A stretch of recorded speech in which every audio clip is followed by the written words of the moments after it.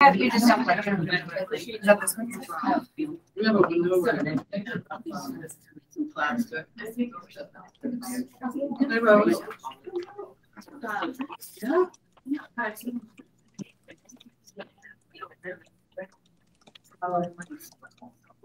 I'm taking She's like meeting to take lunch to them. I love how sometimes it's a little creepy when it's on and you're just sitting here because every once in a while it'll like search. Go ahead. Are you turned on? All right.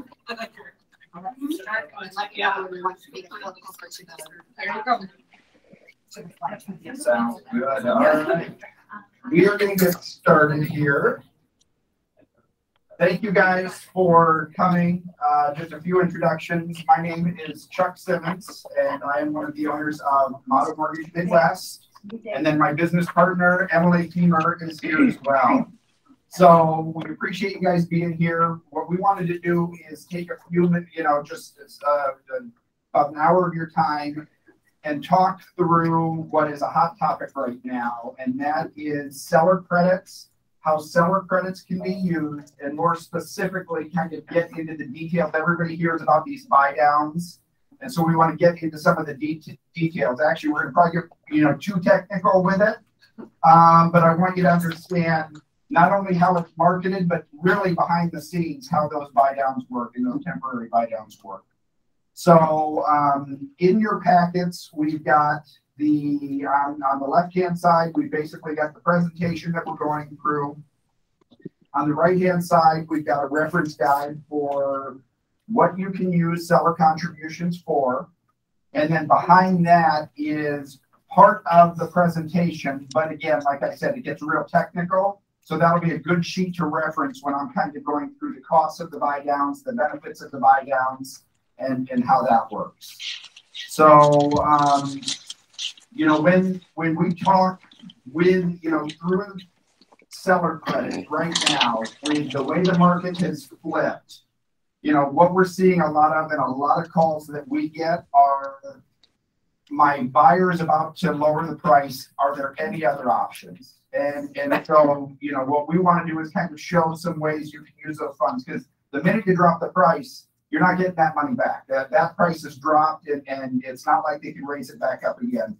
But if instead of lowering the price before you do that, you can try to get creative and maybe use some of these things. And if that doesn't work, then maybe try something else. And then if that doesn't work, then lower the price as a last resort. You might be able to keep the price a little bit higher, allow the buyer to net a little bit more, and get creative and maybe move that house a little bit faster. So that's kind of the design of why we wanted to put this together. And you got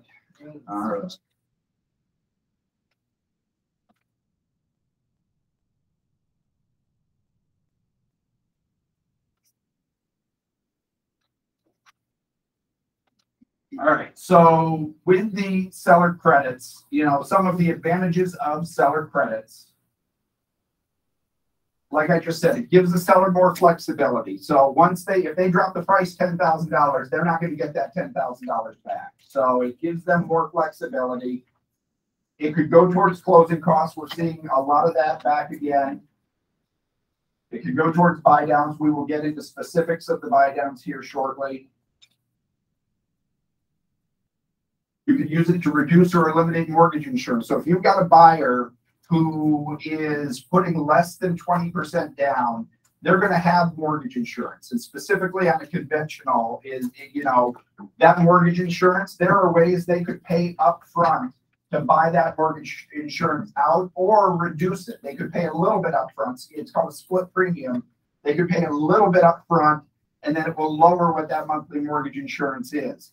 You could use funds. So as you're talking to sellers, if they are worried about mortgage insurance because they don't have the 20% down, that might be an opportunity on a listing, or if you're talking to the seller, to get them to pay some of these costs to eliminate mortgage insurance. So they can do an upfront premium, which would then eliminate that mortgage insurance.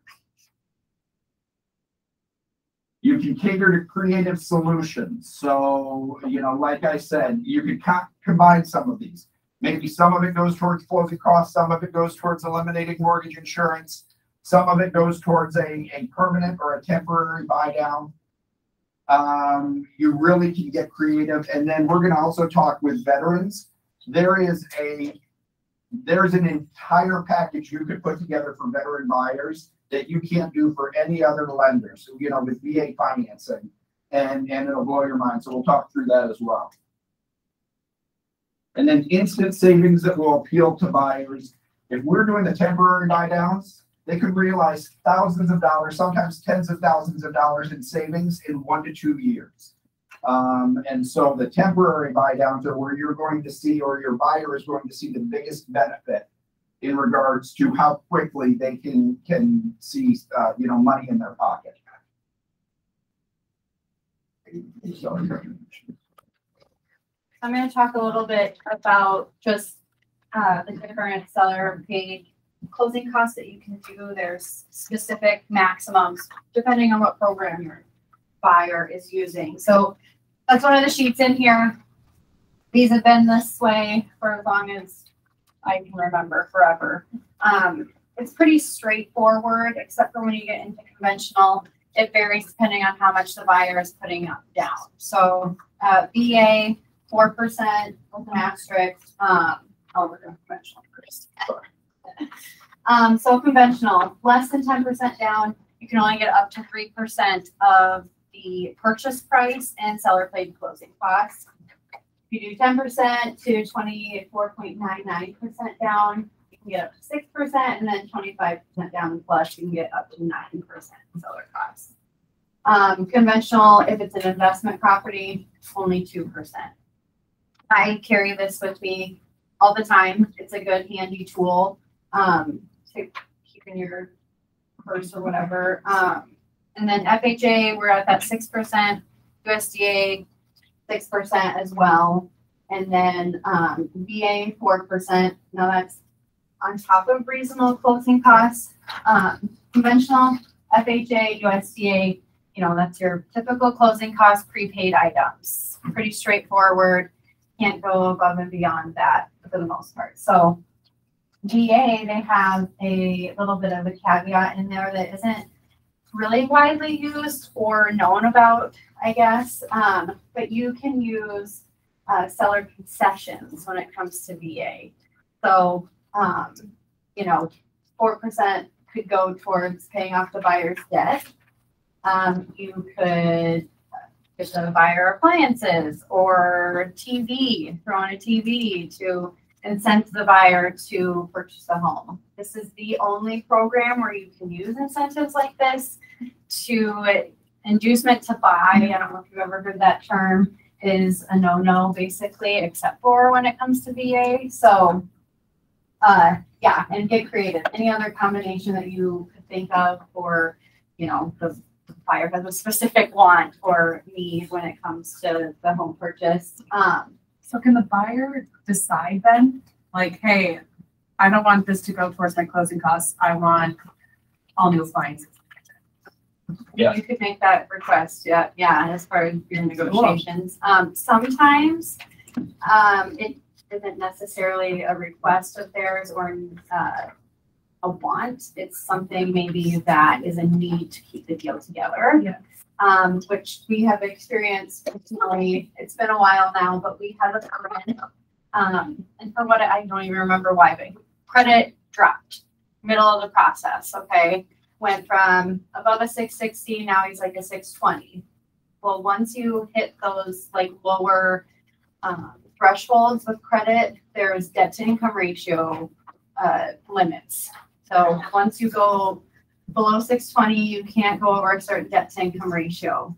And we already had the appraisal back in this situation, so that was very helpful, and it appraised higher than what he purchased the home for. To keep the deal together, we had to lower his debt to income ratio by paying off debt at closing. They didn't have any seller paid closing costs at the time, but they renegotiated raised the price to match the appraised value, to give them the seller paid concessions to pay off the debt at closing to make the deal work. If that makes sense. So sometimes you can get creative and use those types of situations to either save a deal or maybe to put the buyer in a better position. You know, maybe it was just a simple, he's going to save $300 per month by paying off this debt using those seller concessions, something like that. So it's nice when it comes to VA to be able to cater to some of those unique situations. And that situation was actually a concepts agent was the listing agent on the deal. And it was one of those situations where we were all putting our heads together. We thought the deal had died. The borrower was going to Afghanistan or somewhere for a month. It was going to delay the closing. We had to repo credit, which is when we realized there was a late on a card that dropped his score to where we had to do the manual underwrite. And we just, you know, we were trying everything. And that's when the listing agent actually said, the seller will pay whatever they can. And it got us thinking. And I remembered thinking, okay, VA, I know there's some quirks to it. This would have been about 10 years ago. Oh, yeah. I know there are some quirks to it. So we did more research and realized that seller was completely able to pay off that debt and get that debt ratio in. And that's when we went back and we raised the price, and we were allowed to do that because the appraised value, VA allowed us to do that. We were able to pay off the debt, get the ratios down, make everybody happy. So, and truly with VA, unlike anything else, they will allow you could buy them a car if you wanted. The things that you always hear are a no-no, you can do with VA because they allow concessions as opposed to seller credits or seller paid costs.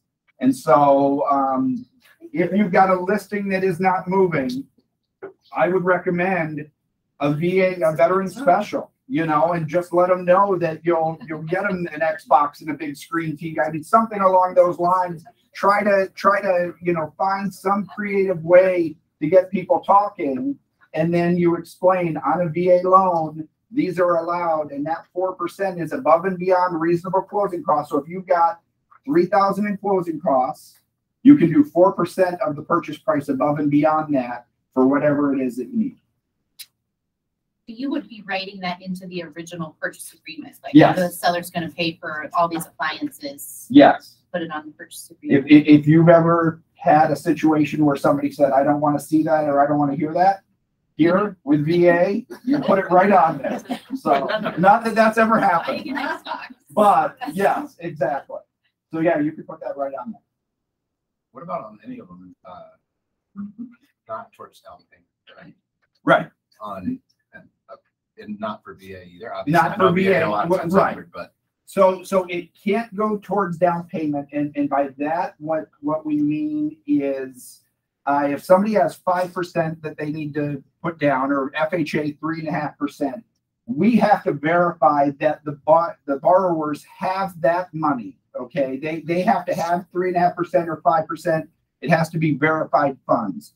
Where it kind of a not a loophole, but if you get more in seller paid costs, we will use that towards their closing costs and all of their prepaids. Okay, so that'll cover all of their prepaids.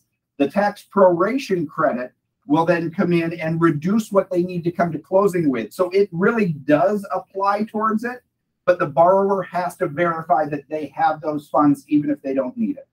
That's one of the hardest things, especially with first-time home buyers, to get them to understand is you're only going to need $4,000, but the underwriter needs to see $8,000. And they're like, well, why? And we have to explain that piece of it. It's like, you just have to trust us.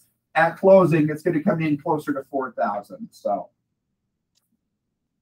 any other questions on this stuff? All right, let's get into some buy downs.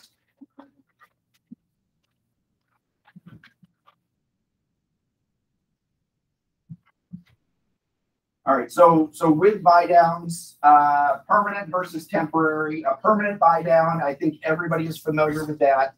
That is where a buyer, or in this case, if we're talking a seller, can pay more costs up front. We call them points, and they will pay an amount to lower the rate.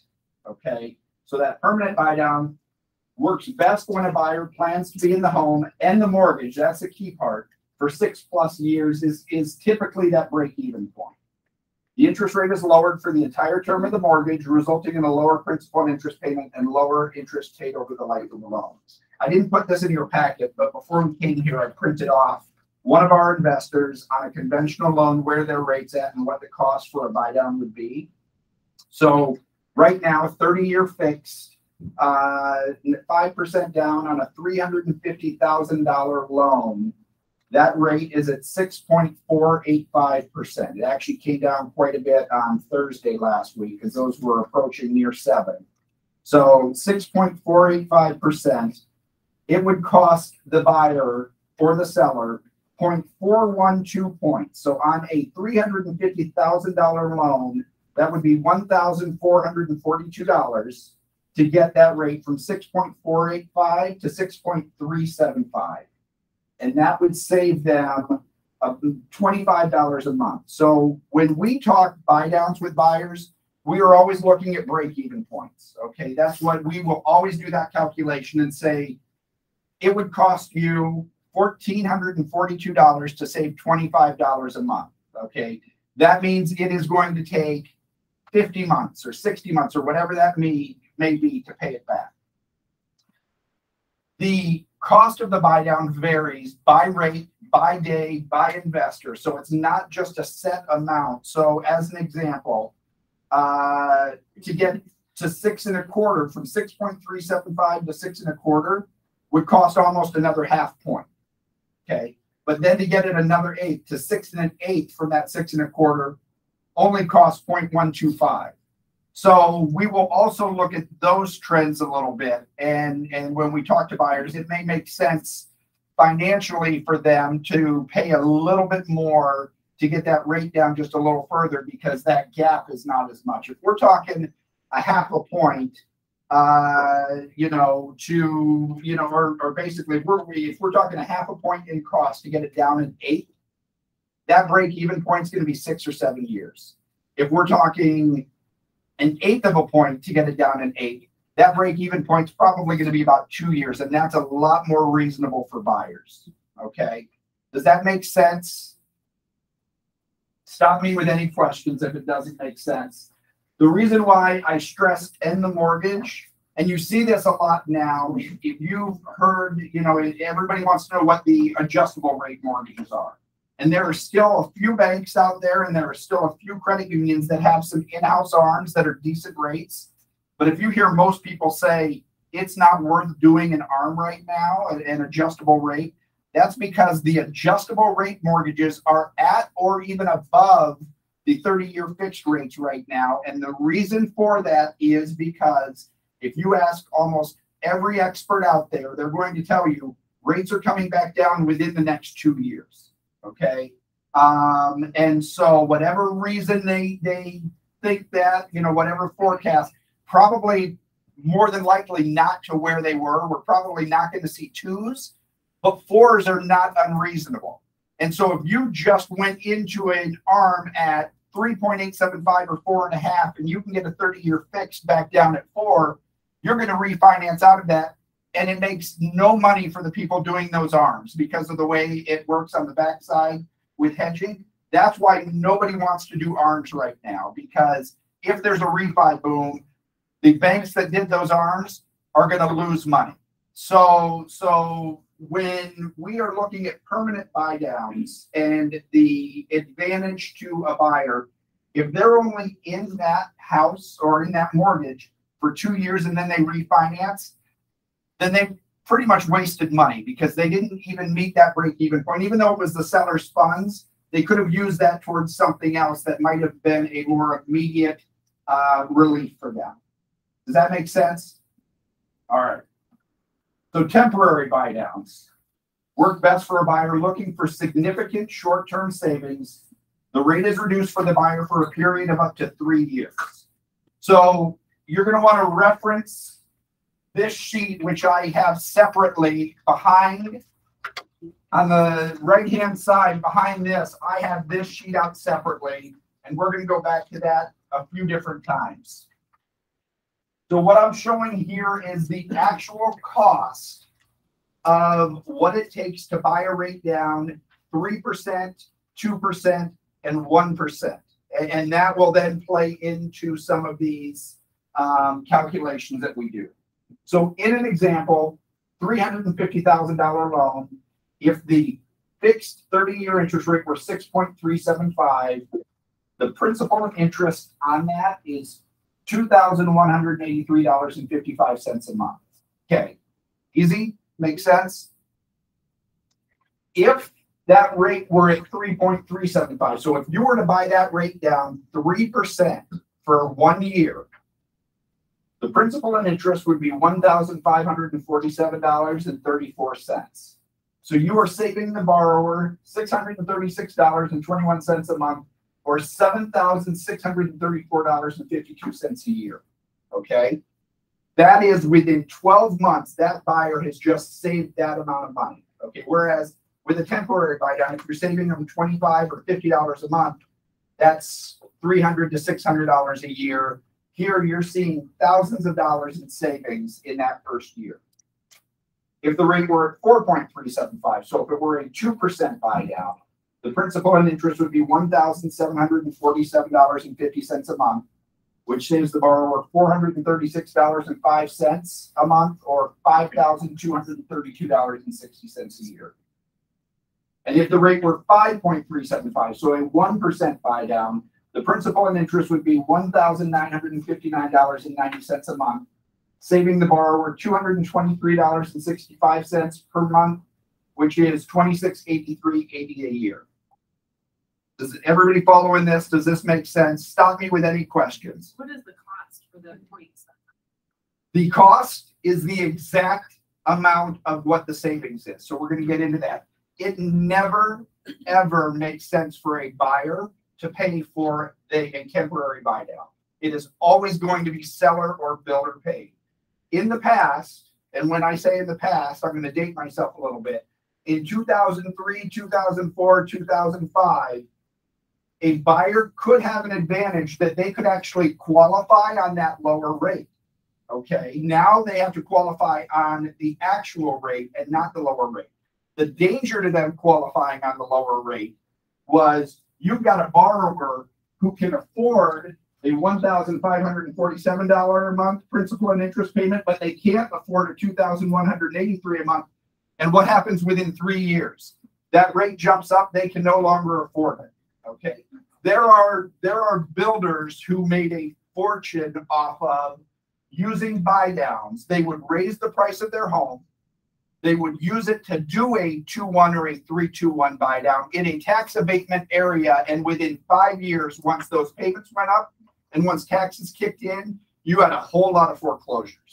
So I'm not going to name builders, but Easter Lake was an area where this happened quite a bit. I didn't name builders, but Easter Lake is an area where this happened quite a bit. And this is, I had just moved to Des Moines, and around that time, and we started seeing this. I mean, builders were getting rocks through their windows because of how that went. So one of the points of us talking today and explaining the technicalities of all of this is because it's very easy to market a temporary buy down, but you have to understand what you're marketing, and you have to understand the reason why we always tell people what the actual payment is going to be. I will name builders in this one because it wasn't anything specific. It was just a marketing bit. Back in about 2006, I was the preferred lender for Jerry's Homes. Okay. Jerry's Homes was trying to compete with Triton. Triton was doing all of their townhomes or condos. They were technically townhomes, but they were advertising a $490 payment on a $180,000 townhome. Jerry's Homes had an agent there that wanted me. She also knew financing. She wanted me to compete with that. And I said, I am not going to market it that way. And she's like, why? I said, because the buyer has to understand if they are not comfortable with what their payment is going to be in 3 years, they shouldn't be buying this home. And her response was, you're going to scare them. And my response was, you're going to bankrupt them. And they're not going to come back to you. They're going to come back to Jerry's Homes and they're going to come back to us. And we are not going to be put them in that position. I ended up winning that argument, thank goodness.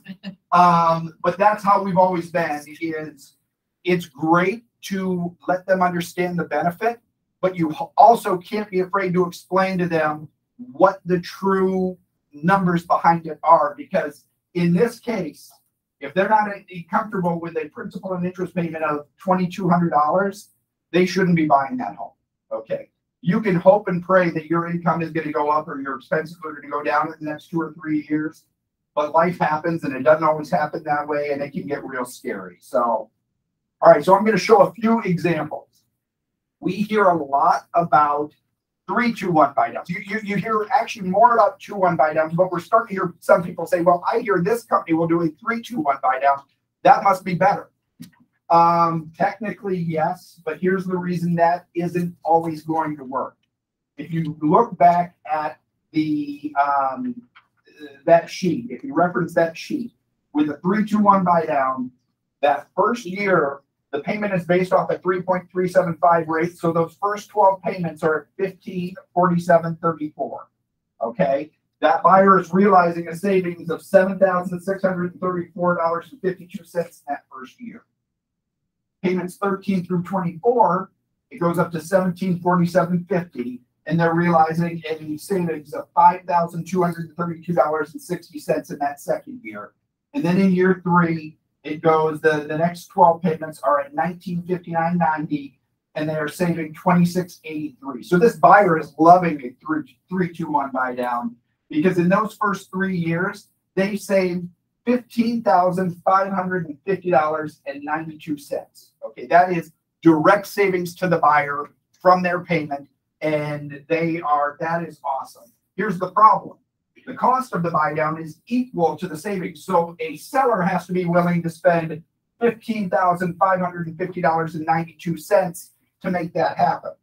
That is 4.44 points. At 4.44% of the purchase price in this example. Okay, and if you look back at this, that would mean you would need an FHA loan, and the seller would have to be willing to go 6%. Or a conventional loan with at least 10% or more down. It knocks out a few of those things. You're going to get a seller tell you to reduce the price $10,000 before they tell you to spend $15,000 on a buy down. So unless you're talking real high end, but even then, that the cost of what they're going to want. So you're not going to use that 3-2-1 buy down very often. If you get builders who are desperate, maybe if they're looking at a $20,000 or $30,000 price reduction because they're not moving, then a 3-2-1 buy down might be a good thing. But if you're talking just a normal listing that you've got and that buyer is wondering where their funds should go, you're not going to see the 3-2-1 buy down used very often. Would the 2-1 buy down make more sense because it's yes? So we're going to go into the 2-1 buy down. okay. Okay. Yep. Nope. You're perfect. So the 2-1 buy down makes more sense because we've eliminated that 3%, which was the biggest thing. So we're talking payments based off an interest rate of 4.375 in the first 12 payments. Payments based off an interest rate of 5.375 for the next 12 payments. And then after that, the full payment kicks in. So you're talking a total of almost $8,000, again, in a buyer's pocket within 24 months. And for the seller, it costs them, in this example, 2.26 points. So if you can get a seller to do 3% in concessions, you could have them do the buy down and the remainder could go towards closing costs. Okay. That is a lot more manageable when you're talking how to use those funds. There's also what's called a 1-0 buy down, where they just do the buy down for that first year. When you hear 2-1, those numbers, that 2 means, that first number is the first year. So 2% the first year, 1% the second year. A 1-0 buy down, I think that's what they call it, is 1% the first year, then no benefits, that after that. So that's why it's just a 12-month relief. But with that, the 2-1 buy down is going to be something that is much more widely used and accepted. And that's why you're hearing that more than anything. Chuck, Yes. those rates, they adjust, are they adjusting the rate or calculating up the original loan balance for the current loan balance? We are going to get through that, but they're not adjusting the rate. Okay, that's the trick in all of this. This is marketed very well. The rate is always 6.375. Right, my month. So it's always going to be based off the original. It's always based off of the original. So with that, then first of all, does all this make sense? Okay. We were just saying, so the 2.26 Yes. points, so that's the percent of the $350,000 loan? Yes. Is that correct? Yes. Okay. Yep. So the $350,000 loan, if they were to pay 2.26, that would be the 719.16 needed to get that buy down. Thanks. You're welcome. All right. So here are the specifics on how the temporary buy down works. Like we said, since the cost equals the savings, it does not make sense for a buyer to pay for this. There is no advantage. There is only an advantage if the seller or the builder funds it. The lender must qualify the buyer on the permanent rate. So like years ago, the advantage to, I've had some people who ask if it can be done on a refinance, and it cannot. But their reasoning being they're only going to be in the house a few years more, and they wanted that lower rate, and so they just build it into the price. They cannot. So, since they have to now qualify on the permanent rate, and since the cost is equal to the savings, a buyer fronting those funds just does not make sense. Here, the rate is not actually lowered. Okay, the note they sign is for the permanent rate. The funds, so if we go back to this example, if they do a 2-1 buy down, the seller is then basically putting, or the lender is putting $7,960.40 of the seller's money in an escrow account. All right. And what happens is every month, then a portion of that. So in this case, if we were to do the 2-1 buy down, out of that $7,916, that first payment goes in. Out of that escrow account, $436.05 is getting applied. The buyer pays the difference. Okay, that happens for the first 12 months. Then the next 12 months, $223.65 is going towards it. The buyer pays the difference. So the buyer sees their payment go up, $213, $212.40. But that is the reason why that it's still based off of this payment. It's just that that's where the seller's funds are going. Okay. And so buyer pays the difference. That's why their payment's lowered. So when we market it, we're saying that your interest rate is being brought down. But then they get to closing and they see nothing about a 3.375 or a 4.375 rate. They only sign something that talks about a 6.375 rate. And then they sign a separate escrow account that talks about the escrow that goes in for the buy down. That is why that difference is there. The advantage to the temporary buy down, different than the permanent buy down, is let's say rates do come down, okay, and the buyer wants to refinance, or let's say something happens. Let's say the buyer does a 2-1 buy down, and in the 15th month they have to move. When they sell, those funds will go back to them. Okay, it will lower. It basically gets applied to the payoff. I've talked to a couple of different investors. Both of them do it the same way, and it will be applied to the payoff, which will then lower what they need to come in with. So if that seller, if they've negotiated a 2-1 buy down and they're going to get $8,000 in savings, they will see one way or another that full $8,000 in savings within those first 2 years. So would it be fair to look at it from an account that in all of these scenarios, you're somewhat getting a at closing payout of your equity because you're obviously going to pay more for the home for a seller to do this? Yeah, I mean, it's because they're no different than closing costs. If your rate stays the same, it's similar to that. Right. Yeah. Right. So I've been trying to explain it when people, I barely understand it. And people who don't do it every day. All of these are really the conversations you're having. Like if you're a buyer, and they're on the fence, you know, you're trying to, this is where you would kind of bring this up as possible ways, you know, again, they're going to get married, there's going to be combined incomes, but only one of them's on the loan. So they're a little skittish about the rate. You know, this might be a way to say, okay, here's a way to bring that rate down. And a lot of the experts out there are saying rates are going to come back down. So again, we've talked about marry the house, date the rate. This is a way to bridge sort of that a little bit. Really, the bigger conversation is on your listings that aren't moving and the sellers are getting real antsy. And they're sitting there and they might even be the ones saying, lower the price, because they're used to 6 months ago when it was on the market. If it was on the market for 2 hours, they were nervous.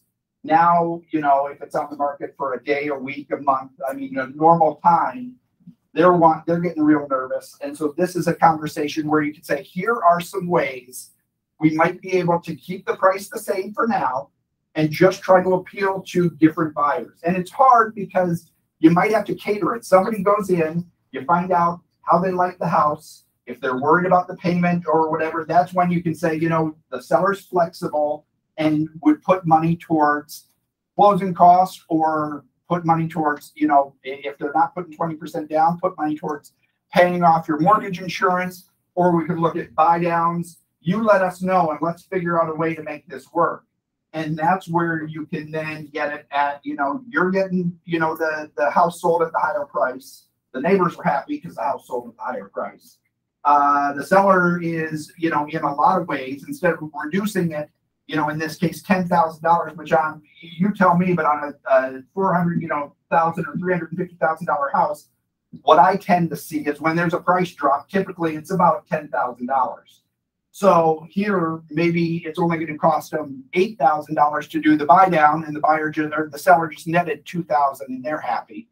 So, you know, and if it doesn't work, you try it for a week or 2 weeks, it doesn't work, you try something else. Okay. And if that doesn't work, last resort, then you lower that price. It may just come down to the fact that it's, you know, not priced right, but you've tried everything else to be creative, to be able to keep that price and work for your seller, and just show different ways where you might be able to net them more money at the end too, so they know you're working.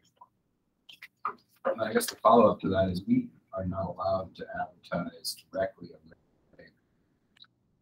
You shouldn't. more say. I shouldn't say you're not allowed to. Working with Chuck Simmons, who has yes. creative financing options that could potentially. That's always the best answer. Yes, Chuck Emily. That's always the best answer. No, I'll tell you what. I personally, this is off topic, but one of the things that makes me cringe the most is when I do see a Facebook post where somebody's like, hey, my buyer just got 6%. That's all they say. Okay. They don't tell anything else about the buyer. And I was just at the Iowa Mortgage Association conference, and we have a compliance person from Iowa Bankers there, because if a lender did that, you would get skewered, you would get fined, you might get, you know, suspended, because there are so many disclosures that have to go with just throwing it. If anybody has seen my Facebook post just from the past day or two, there is somebody put together something that talks about 6 months ago, a $450,000 house would have sold for $500,000 and the rate was 4.5%. And now it's selling for $425,000, but the rate's 6.5%. And there's only a $20 difference in payment. First of all the numbers on that are wrong. So do not share that. A corrected one has come out. So the corrected one, and it's marked all over corrected. But I could never send anything like that out because I'm missing credit scores. I'm missing APRs. I'm missing so many other things. So I did say, I've seen a lot of realtors, you know, because they talk Reg Z, Regulation Z, and RESPA and all that. I've seen a lot of realtors do that. Are they held to the same standard as an originator? And surprisingly, the answer was no. So I'm not saying you should do it, but you're not going to get in trouble like an originator would for doing that. But yes, in a situation like that, always send them to your lender. You know, have your lender run the numbers. They will make sure that it's disclosed properly, hopefully. But they'll make sure it's disclosed properly. they'll be able to get into the details. I don't know. When we're talking to buyers, we're probably not going to get this technical because it's a lot of information and they just want to know how much are they going to save. But I wanted you guys to understand behind the scenes what it looks like so you can see, you know, how, yes, we market it as a 2-1 buy down. We market it as your rate is 4.375 instead of 6.375. Technically, that's not actually what happens behind the scenes. But the net effect for the buyer is the same, and that's all that really matters. So we try to make it so that it's as easy as possible to market, but also as compliant as possible, so a borrower does not think that they have a house payment $800 less than what it's going to be. Excuse me, what it's going to be 3 years from now. So we are always going to talk to them about what that rate is 3 years, or if there's a tax abatement 5 years from now, so that there are no surprises. More questions? Does